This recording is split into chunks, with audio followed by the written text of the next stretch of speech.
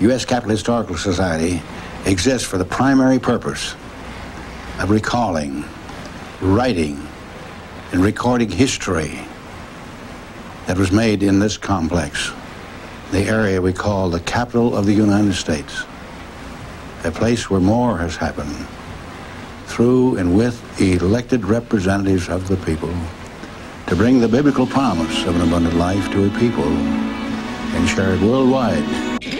Hold on a minute.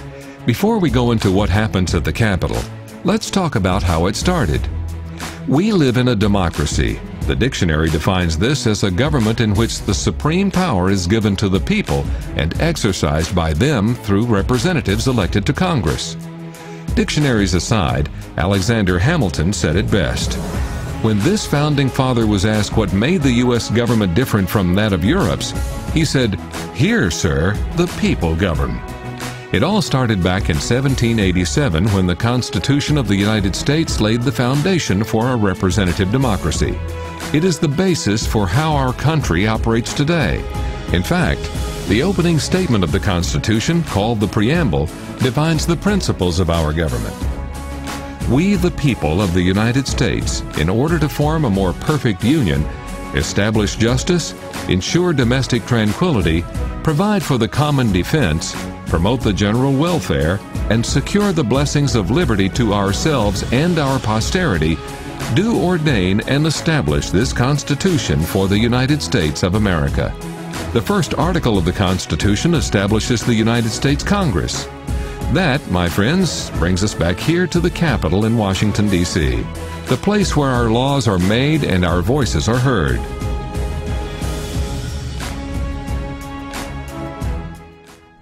And now, another fact of Congress.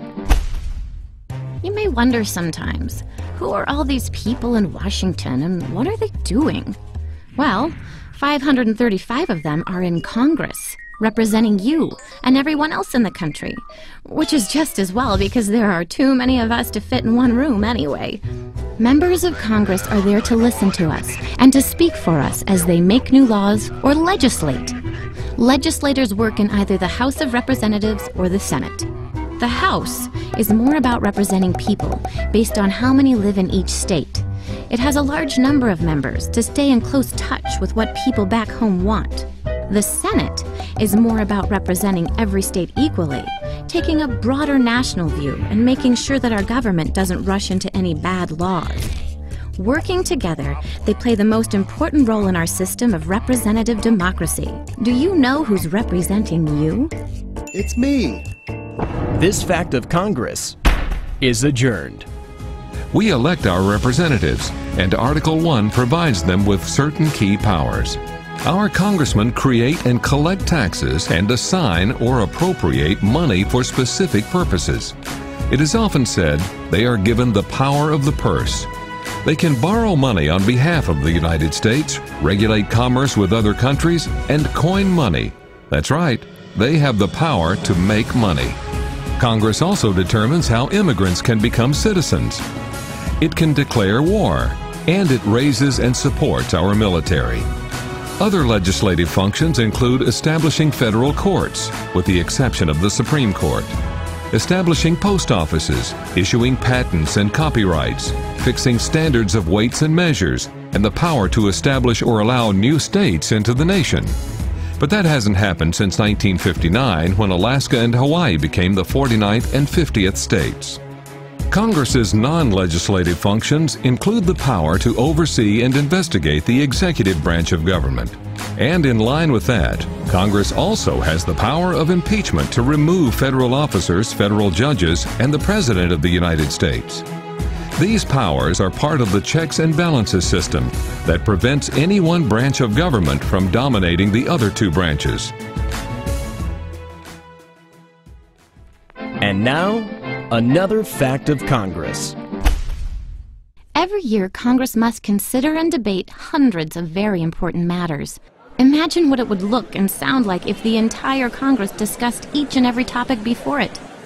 Well, thankfully, members of both the House and Senate belong to individual committees that focus on a particular subject, like education or the environment. When a member introduces a bill that she would like to see become a law, it is immediately sent to a committee, where it is studied in detail.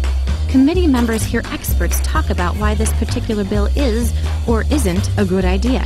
And committees are tough graders. The vast majority of bills introduced never make it out of committee. So when you think of where the work really gets done in Congress, think committees. This fact of Congress is adjourned. Although the basic functions of Congress remain, much has changed since its first meeting in 1789. In the first Congress, 91 representatives and senators governed a nation of 13 states and 3 million people. Today, 535 representatives and senators represent a nation of 50 states with a population of more than 300 million people. Growth aside, the purpose remains the same. President Abraham Lincoln stated it best when calling for renewed dedication to our government's founding principles during the Gettysburg Address. He said, quote, "That government of the people, by the people, for the people, shall not perish from the earth." Much as your heart has 4 chambers, the heart of our Congress has 2, the Senate and the House of Representatives. This structure is called bicameralism. The Senate, also known as the Upper House, has 100 voting members, 2 for each state. The House of Representatives, known as the Lower House, has 435 voting members elected from state districts based on population. In order to run for the House of Representatives, you must be 25 years old, a U.S. citizen for at least 7 years, and a resident of the district and state that elects you to serve. In order to run for Senate, you must be 30 years old, a U.S. citizen for 9 years, and you must be a resident of the state that elects you to serve. Both chambers are equal partners. However, each has been granted unique powers. The Senate approves treaties, approves presidential appointments, and decides impeachment cases. The House initiates impeachment cases and revenue-raising bills. In each chamber, there are several leaders who help to keep the business of the day moving. In the House, the Speaker typically presides, determining when bills go up for debate and vote. The Majority Leader is chief spokesperson for the predominant party. He also helps plan the agenda and the majority party strategy. And lastly, the Minority Leader is the chief spokesperson for the minority party, coordinates the party's legislative strategy, and ensures the minority party is treated fairly. The Vice President of the United States is also the President of the Senate. He only votes on matters when there is a tie. In his absence, the President pro tempore presides over the chamber. The Senate, just like the House, has both a majority and minority leader. Their roles are very similar to the roles of the same name in the House.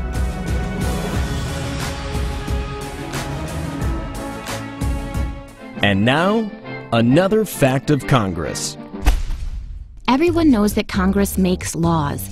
But just how does a bill, no, not that kind of a bill, but how does this kind of a bill, an idea for a law, become a law? First, a member of the House or Senate comes up with an idea and introduces it as a bill. Then it's carefully reviewed by the appropriate committee in Congress. If the committee approves the bill, it then needs to be passed by both the House and Senate. If they do, it goes to the President for his signature. Only then is a bill officially a law. But it's a difficult process, with less than 10% of bills introduced ever becoming law. It's not a process designed to move quickly. There are various obstacles along the way to ensure that bad ideas don't make it through. This fact of Congress is adjourned.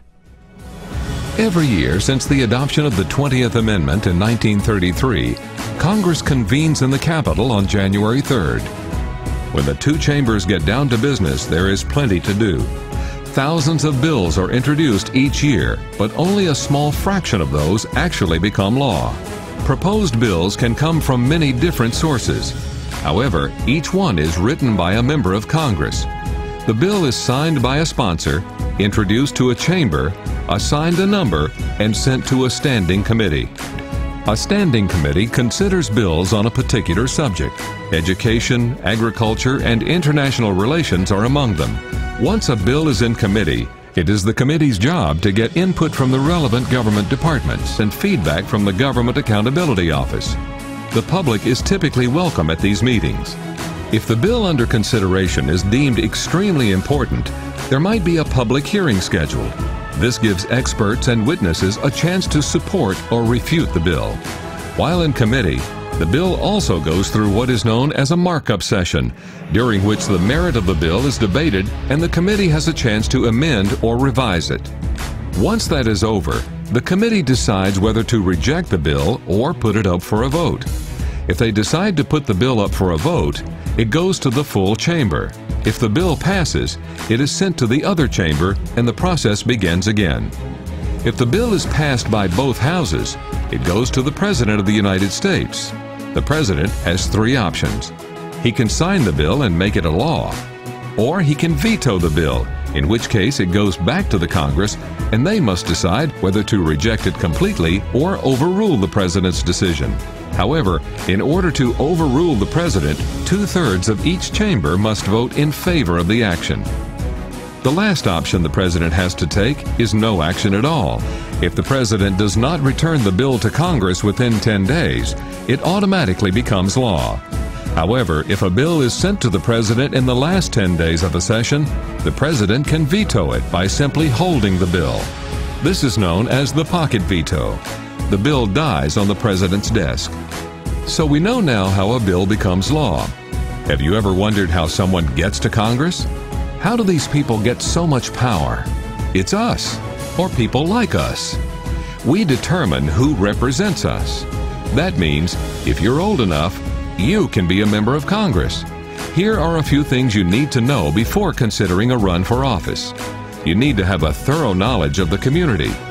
You need to have a strong opinion on any public policy issue, and you must understand the needs and concerns of your constituency.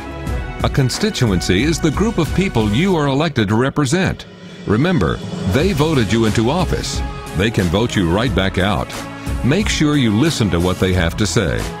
The basic duties of a representative include voting on proposed bills, overseeing the executive branch, and reporting legislative issues that pertain to the representative's constituency. The typical day of a representative includes meetings, press interviews, visits with different interest groups from the representative's area, and sometimes playing host to international dignitaries. Each representative has a team that works with him to make sure he stays on top of his responsibilities. Each senator has an average staff of around 40. Each member of the House of Representatives has an average staff of about half as large. These people don't all work in one place. That would be pretty crowded. Some work in congressional office buildings on Capitol Hill, taking care of legislative matters. Some work in state or home district offices tending to local projects and constituent concerns. There are several positions in each congressional member's office. The press secretary is the spokesperson and resource for local and national reporters. Legislative assistants work in Washington drafting and tracking legislation. A field representative is a liaison between a congressional member and his constituents at home. A caseworker helps resolve problems between constituents and federal agencies.